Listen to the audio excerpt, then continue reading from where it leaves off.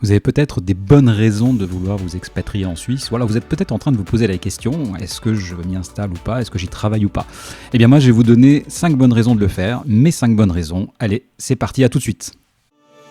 Bienvenue sur Travailler et vivre en Suisse, le seul podcast entièrement dédié à l'emploi et à l'expatriation en Suisse. Nous vous aidons à mieux comprendre la Suisse et à concrétiser votre projet professionnel avec des conseils et des infos pratiques. Résidents, expatriés, frontaliers, écoutez dès maintenant notre spécialiste, David Talerman. Alors raison numéro 1, l'emploi. En Suisse, le taux de chômage est l'un des plus bas d'Europe. On avoisine les 3% au niveau national avec des différences tout de même. Les cantons romans sont les moins gâtés.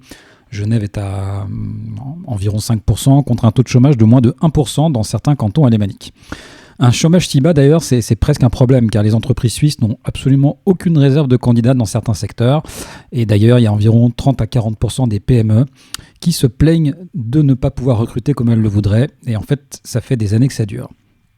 L'activité économique suisse est pour sa part soutenue avec un PIB qui est plutôt en croissance. Alors un PIB, pour ceux qui ne savent pas, c'est on va dire un indicateur de la croissance, enfin de la santé économique d'un pays. Donc le PIB est en croissance. Alors les derniers chiffres connus, c'est 2,8% en 2018. Et c'est également la Suisse une économie qui est fortement basée sur les exportations, puisqu'un franc sur deux généré dans le PIB en fait vient des exportations. Du coup, un marché tendu et une économie en croissance, ça signifie concrètement des opportunités d'emploi. Mais attention, la compétition est féroce et les entreprises suisses sont la plupart du temps exigeantes. Mais ça, j'en parlerai un autre jour. Raison numéro 2, la qualité de vie. Alors, quel que soit l'endroit où vous vous trouvez en Suisse, vous n'êtes jamais bien loin d'un lac ou d'une montagne. Alors, bien sûr, il faut aimer la nature. Si vous êtes plutôt citadin et, on va dire, adepte des mégalopoles américaines, chinoises ou japonaises, la vie en Suisse, ça va quand même vous faire tout drôle. Mais c'est ça qu'on aime ici, une vie à taille humaine, proche de la nature, avec un rythme de travail qui, en général, respecte malgré tout la vie privée. Ok, ici, il n'y a pas les 35 heures. On est plutôt entre 40 et 45 heures de travail hebdomadaire. Mais malgré tout, la qualité de vie est perçue, en général, comme bien meilleure. D'ailleurs, c'est la raison pour laquelle des villes comme Zurich ou Berne sont régulièrement positionnées dans le top 10 des villes proposant la meilleure qualité de vie au monde. Alors personnellement, j'ai un petit faible pour Zurich et Lausanne, mais je vous en parlerai un petit peu plus tard. Raison numéro 3, les conditions de salaire. Alors bien sûr qu'en Suisse, les salaires sont plus élevés, ça tout le monde le sait. Mais ce qu'on oublie souvent, c'est quand même que le coût de la vie va avec. Et pour certaines denrées, la Suisse est même le pays le plus cher de tous les pays européens. Et pour certains métiers, quand on calcule tout, le coût de la vie et le salaire, on n'est pas forcément très loin en termes de pouvoir d'achat d'autres pays. Ça veut dire que finalement, ça s'équilibre. Ce qu'on gagne et ce qu'on dépense s'équilibre par rapport à d'autres pays, on gagne peut-être un peu moins. Alors vous me direz, en quoi est-ce que le salaire est un critère finalement, pourquoi je l'ai choisi? C'est un critère parce que c'est un tout finalement. Pour beaucoup de métiers, les conditions de salaire restent tout de même, à mon sens, beaucoup plus intéressantes. Et pour beaucoup d'entreprises, la pression des charges sociales reste plutôt raisonnable en comparaison internationale. Et puis, ce qui permet en fait de rémunérer ses collaborateurs correctement. Et je dirais que c'est presque même pour certains chefs d'entreprise une responsabilité que de donner, on va dire, des bonnes conditions de salaire à ses salariés. Et puis de toute façon, si vous payez mal vos collaborateurs, en fait, ils vont s'en aller. Je vous rappelle, souvenez-vous, il y a quand même un taux de chômage qui est assez faible et donc un marché du travail qui est plutôt dynamique. Et puis alors pour finir, comme le droit du travail est beaucoup plus souple et équilibré que dans certains pays très protecteurs des salariés, en fait, on ne craint pas de devoir payer des indemnités de licenciement ou d'importantes charges. Ça n'est pas quelque chose qui est répandu ici. Raison numéro 4, le frein à l'endettement. Alors le peuple suisse a voté en 2001 à 85% l'introduction dans la Constitution d'un mécanisme qui permet de limiter l'endettement du pays. C'est ce qu'on appelle donc le frein à l'endettement. Quelques années plus tard, certains pays européens ont suivi cet exemple. Concrètement, ça signifie que les dirigeants du pays n'ont pas le droit de faire n'importe quoi avec les finances publiques et qu'ils doivent rendre des comptes et surtout s'assurer que le pays ne s'endette pas, ou pas trop en tout cas.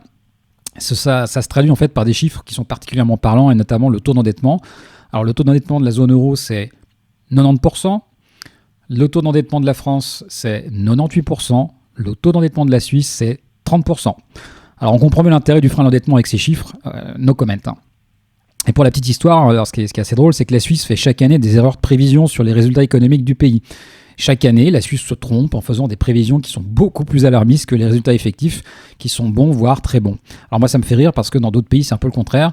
On va annoncer des résultats qui vont s'avérer en fait bien pires. Je ne vise bien sûr personne. C'est, on va dire peut-être plus les pays latins qui ont peut-être cette tendance. Alors voilà, alors c'est quoi l'intérêt finalement de tout ça, du taux à l'endettement ? Eh bien, en fait, c'est une réflexion sur l'avenir du pays et aussi sur nos enfants. Les dettes qu'on a aujourd'hui dans le pays, eh bien, ce sont des dettes qui seront payées par nos enfants, voire nos petits-enfants. Bon. Et dans certains pays, ça va même beaucoup plus loin en termes de génération. Donc ça veut dire qu'on transmet une dette à nos enfants et petits-enfants qui est malgré tout relativement réduite, en tout cas raisonnable. Et puis, c'est pour toutes ces raisons aussi que finalement, l'économie suisse est ce qu'on appelle une économie résiliente.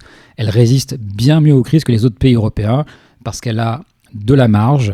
Elle peut se permettre en fait d'absorber des chocs économiques, de faire peut-être des rachats que d'autres pays ne pourraient pas refaire pour soutenir telle ou telle économie ou pour soutenir telle ou telle entreprise d'État, par exemple. Et ça, c'est vraiment un élément primordial de ce que moi j'appelle en fait un pays qui a de l'avenir. Raison numéro 5, un droit du travail équilibré. Alors, le droit du travail est plutôt souple et permet aux salariés et aux entreprises de dialoguer, de discuter sans que le cadre légal soit finalement trop contraignant. Le droit du travail ne protège pas plus les salariés que les entreprises. Ça, c'est vraiment très important de comprendre ça quand on vient travailler en Suisse et qu'on est étranger. Alors, par exemple, j'en parlais tout à l'heure, les indemnités de départ, ça n'existe pas formellement en Suisse d'un point de vue du droit.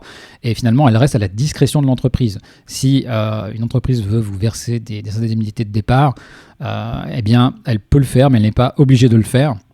Et c'est souvent un message positif en fait qu'on veut adresser aussi aux autres salariés, puisque l'entreprise finalement montre qu'elle traite bien ses collaborateurs. La réputation d'une entreprise à travers les salariés est très importante et au moins aussi importante que le contraire. C'est-à-dire que la réputation en fait d'un collaborateur envers les entreprises. Ça, c'est plus équilibré, mais c'est plus équilibré aussi dans cette perception. Alors, vous me direz finalement qu'en tant que salarié, il faudrait au contraire plutôt s'inquiéter d'un droit du travail peu protecteur.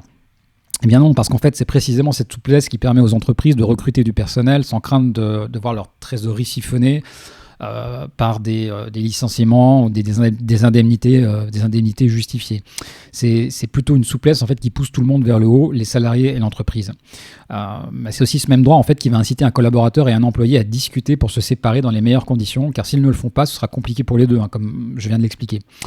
En fait, je dirais que tout ceci prend son appui sur une vision plutôt long terme dans la relation employé-employeur. Et le résultat, c'est que lorsque c'est appliqué, c'est à l'avantage de l'employé et de l'employeur.